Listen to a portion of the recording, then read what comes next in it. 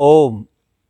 हम सबके आदरास्पद आदरणीय आचार्य जी, संस्थापक गुरुकुल विश्व भारती रोहतक, सम्मानित शिक्षक वृंद, प्रिय विद्यार्थियों, हम देव यज्ञ के पश्चात अनवरत पूज्य आचार्य जी के मुखारविंद से बहुत सुंदर चर्चाओं का श्रवण कर रहे हैं।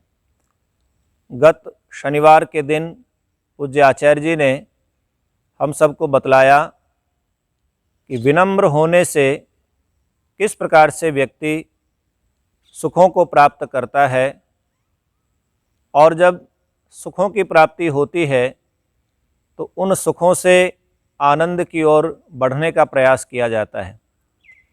जो विद्यार्थी विनम्र होकर के गुरुजनों का आदर मान सत्कार करते हुए उनकी आज्ञाओं का पालन करता है, तो निश्चित रूप से वो विद्यार्थी गुरुजनों के द्वारा दिए गए उपदेश को ग्रहण करके अपने जीवन को उन्नत करने का सफल प्रयास कर पाता है। विद्यार्थी जीवन ग्रहण करने का जीवन है। ज्ञान और बल, चाहे वो शारीरिक बल हो, मानसिक बल हो, बौद्धिक बल हो, आत्मिक बल हो, इन सब बलों को ग्रहण करने का जो काल है वो विद्यार्थी काल है।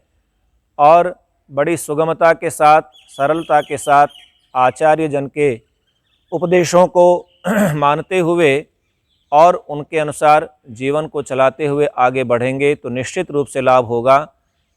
नमन्ति फलिनो वृक्षा नमन्ति गुणिनो जना, शुष्क वृक्षाश्च मूर्खाश्च न नमन्ति कदाचन।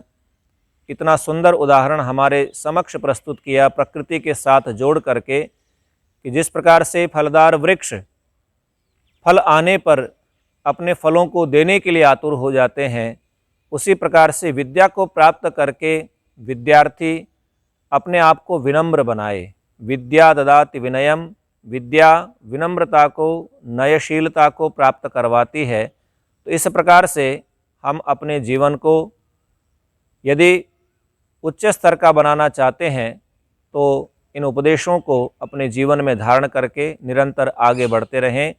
मैं पूज्य आचार्य जी से निवेदन करूंगा कि वो अपने मुखारविंद से हम सबका कल्याण करने वाले उपदेश को प्रदान करें। पूज्य आचार्य जी।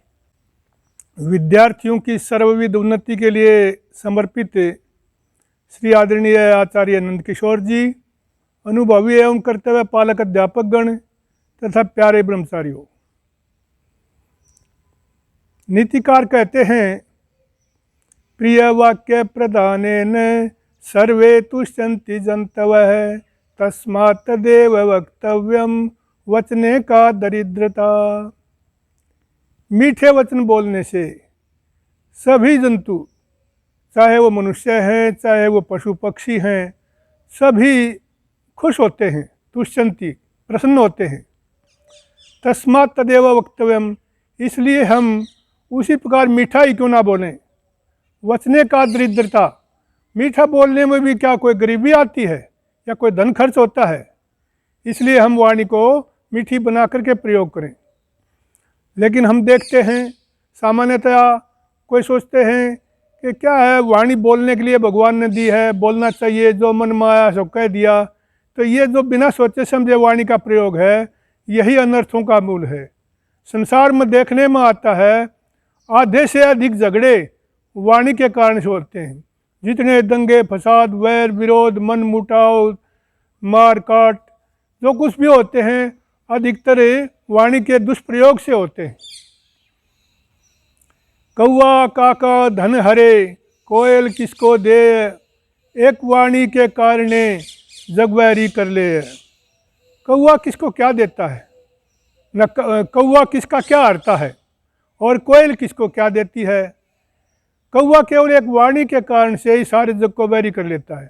कौवा जब काँव काँव करता है तो सब उसको डले मार के भगा देते हैं, और कोयल जब मीठा बोलती है तो सब सोचते हैं कि ये हमारे पास ही बैठी रहे, इस पेड़ से जाए ही नहीं, ये दिन भर में हमारे पास ही रहे। कितना अंतर है कटु वाणी का और मीठी वाणी का। लेकिन भगवान श्री कृष्ण गीता में कहते हैं अनुद्वेग करम वाक्यम सत्यम प्रिय हितम च यत् स्वाध्यायाभ्यसनम चैव वाङ्मयम तप उच्यते। कि वाक्य कैसा हो, वाणी कैसी हो, अनुद्वेग कर, किसी के अंदर व्याकुलता पैदा ना करे, किसी के अंदर तूफान ना उठाए, किसी के अंदर बिजली की चिंगारियां ना पैदा कर दे, ऐसा वाक्य बोलना चाहिए कि उद्वेग कारक ना हो, सत्य हो और प्रिय लगे, हितकारी भी हो, ऐसे वचन बोलें। और इसके साथ साथ ही स्वाध्याय का अभ्यास, नियमित स्वाध्याय करना, ये वाणी का तप है। वाणी को सोच समझ के प्रयोग करना, उसको ढंग से वाक्यों में प्रयोग करना, ये वाणी का तप है। ये बहुत बड़ा तप है। एक व्यक्ति क्रोध में आकर के कुछ बक रहा है सामने, दूसरा उसके बदले में क्रोध में ना आकर के शांति से उसका उत्तर देता है, ये मामूली बात नहीं है, बहुत कठिन बात है। ऐसे अवसर आप लोगों के सामने आए होंगे कितनी ही बार कि सामने से कोई व्यक्ति गालियां दे रहा है, क्रोध में आ रहा है और कुछ का कुछ बक रहा है, दूसरा कैसे सहन कर सकता है। तो सहन करना और ठीक ठीक उत्तर देना, मीठी वाणी बुना के बोलना, ये सामान्य बात नहीं है। मनुस्मृति में भी कहते हैं, सत्यम ब्रूयात प्रियम ब्रूयात न ब्रूयात सत्यम प्रियम सत्यम च नानृतम ब्रूयात ऐसा धर्म सनातन है। सत्य बोले लेकिन प्रिय बोले, लेकिन अप्रिय सत्य न बोले। लेकिन सत्य बोले तो उसके अंदर झूठ ना हो, ऐसा सत्य बोले। तो मनुस्मृति कहती है, गीता जी कहते हैं, श्री कृष्ण जी का सबका एक ही मत है कि जितनी वाणी का मधुर प्रयोग किया जाएगा उतना ही सबको सुख और शांति मिलेगी। एक विद्यार्थी पढ़ रहा है बैठा बैठा, उसकी माता जी कहती है, बेटे इधर आओ। आया माता जी, तुरंत चल पड़ता है, वो पढ़ना अपनी पुस्तकें बंद करके तुरंत आ जाता है। कहता है हाँ माता जी बोलो। बार बार माता जी कुछ भी कहती है, हर वाक्य के साथ माता जी कह करके बोलता है, हर वाक्य के साथ जी बोलता है। और वो कहती है, बेटा तेरे पिताजी का भोजन दे के आना था। लाओ माता जी, भोजन तुरंत दूसरे कमरे में दे आता है। और फिर कहता है, माता जी कोई भी काम हो मुझे तुरंत बताना, मैं यहाँ बैठा हूँ। और एक विद्यार्थी दूसरा है, वो स्कूल जाने का समय होने वाला है, बैठा बैठा फ़ोन चला रहा है, फ़ोन में देख रहा है, उसमें उसको क्या कर रहा है पता नहीं, फ़ोन में निरंतर लगा हुआ है। वो विद्यार्थी, उसको माता जी आवाज़ देती हैं, बेटे स्कूल जाने का समय हो गया, तूने स्नान भी नहीं किया है, भोजन भी करना था। बोले आऊँ हूँ, ये उसका वहीं बैठे बैठे का उत्तर है। 5 मिनट फिर बात हो गई, माँ फिर याद दिलाती है, बेटे हाँ बोल क्या बात है, तू क्यों दुखी कर रहा है मुझे, ये मेरा काम है, भोजन मुझे करना है, स्नान मुझे करना है, स्कूल मुझे जाना है, तू क्यों दुखी हो रही है। तो दोनों बच्चों में कितना अंतर है। एक अनुशासित वाणी को मधुर बना के बोलता है, माँ को कितना प्यारा लगता है, माँ का आशीर्वाद प्राप्त करता है। और दूसरा, माँ उसको कुछ कहते हुए झिझकती है कि कुछ कहूँगी तो पता नहीं क्या बकेगा। कितना अंतर है दोनों में। मैं लंबा न करता हुआ आपको एक आश्चर्यजनक उदाहरण बताता हूँ। देश का तीसरा या चौथा चुनाव था। उस समय क्या हुआ, एक नाई था, लोगों के बाल बनाता था, सिर में तेल फुलेल लगाता था, उनके हाथ पैर दबाता था। उसकी पत्नी भी लोगों की सेवा करती थी, माताओं के बाल बनाती थी, कंघी करती थी, दोनों सेवा करते थे। और उस नाई के घर में जब भी कोई आता तो खड़ा होकर सत्कार करता, आदर से बोलता। दुकान में भी जब वो कोई बाल बनवाने के लिए आता तो बहुत आदर से जी कह करके बोलता। और उधर एक धनवान था जिसके पास पैसे का अंबार लगा हुआ था, कोई कमी नहीं थी, और गाड़ी के बिना वो चलता भी नहीं था। और इधर इस नाई के पास साइकिल भी नहीं थी। जब चुनाव हो गया हुआ तो लोगों ने नाई को भी उकसा दिया कि भाई तू भी चुनाव लड़ ले। उसने बहुत पीछे हटना चाहा, लेकिन कहा कि नहीं, तो हमारी मान ले, तुझे हम जिताएंगे। 10 सहयोगी खड़े हो गए उसके, और उधर वो धनी खड़ा हो गया। उसको तो अभिमान था, ये तेरे सामने क्या है, क्या सामर्थ्य है इसका, चुटकी में बजा दूंगा, भाग जाएगा, ये हार जाएगा, इसके अंदर क्या दम है। तो वो अभिमान में था। लोग उसके पास आते, न किसी से नमस्ते करने, न खड़े होकर स्वागत करना, न उनसे चाय पानी की पूछना, ये उसका व्यवहार था। और बोलता भी था तो बहुत ही अक्खड़ ढंग से बोलता था। लेकिन पैसे के घमंड में वो भी खड़ा हो गया, उधर उसके मुकाबले में नाई भी खड़ा हो गया। लोग तो कहने लगे कि भाई इसका क्या मुकाबला है नाई का इसका। लेकिन जब चुनाव परिणाम आया तो सब देखते रह गए, नाई जीत गया और उस धनवान की जमानत जब्त हो गई। आश्चर्यजनक उदाहरण तीसरे चौथे चुनाव की बात है ये अपने देश की। तो ये मीठी वाणी का ही कारण रहा कि एक नाई साधनहीन होकर के भी अपनी वाणी के द्वारा सबका प्यारा बना और सबका नेता बना। धन्यवाद पूज्य गुरुदेव का। प्रातःकाल की इस पावन वेला में इतनी सुंदर चर्चा, वाणी का सदुपयोग कैसे करें, मनसा वाचा कर्मणा 3 प्रकार के हम कर्म करते हैं। पहले मन में विचार होता है, उसको हम वाणी से बोलते हैं और शरीर से क्रिया करते हैं।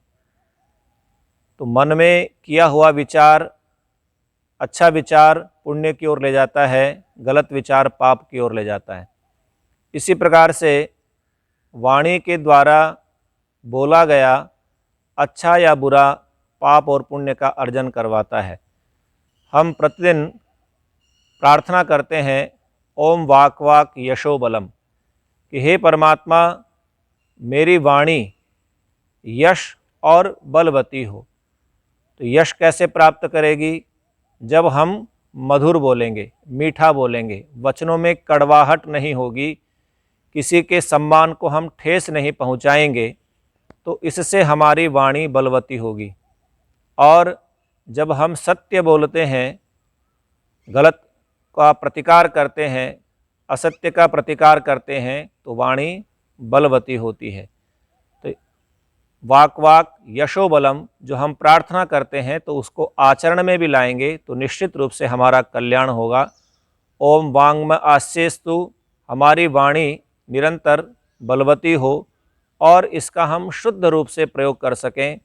परमपिता परमात्मा के गुणों का गुणगान वाणी से करें। वेद वेदांग जो हमने पढ़े हैं उनको बोलने का, उनको दूसरों तक पहुंचाने का हम प्रयास करें। तो वाणी का सदुपयोग करेंगे तो निश्चित रूप से हम पुण्यों का अर्जन करते हैं। तो सत्य भी बोलें, प्रिय भी बोलें। और बहुत सुंदर उदाहरण हमारे समक्ष प्रस्तुत किया है। जो विद्यार्थी अपने जीवन काल में अच्छा बोलते हैं तो उनके साथ मित्रता ज़्यादा रहती है। जो विद्यार्थी झगड़ालू प्रकृति के होते हैं, कठोर बोलते हैं, गाली गलौज करते हैं, तो उनसे दूसरे उसके साथी भी उससे दूर हो जाते हैं। इसलिए कोमल प्रकृति तो नहीं होनी चाहिए, प्रकृति हमारी दृढ़ होनी चाहिए, लेकिन वाणी में सत्यता का संचार हो, मधुरता का संचार हो, तो निश्चित रूप से हम सबका कल्याण होगा। पूज्य आचार्य जी का बहुत बहुत धन्यवाद, आभार। ओम।